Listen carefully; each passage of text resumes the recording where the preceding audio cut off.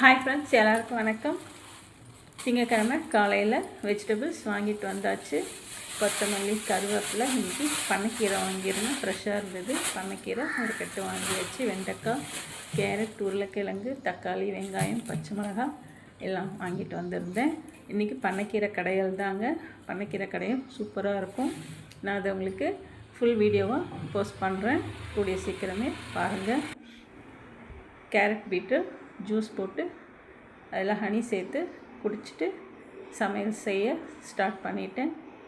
ஃப்ரெஷ்ஷாக இருந்தது கேரட் பீட்ரூட்டும், அதனால் ஒவ்வொன்று போட்டு ஜூஸு போட்டு ஒவ்வொரு டம்ளர் குடித்தோம்.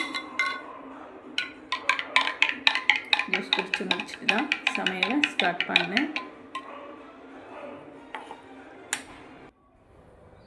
இன்றைக்கி பண்ணைக்கீரை கடைஞ்சிட்டு சாதம், வெண்டைக்காய் பொரியல், இது தாங்க இன்றைக்கி லஞ்சு.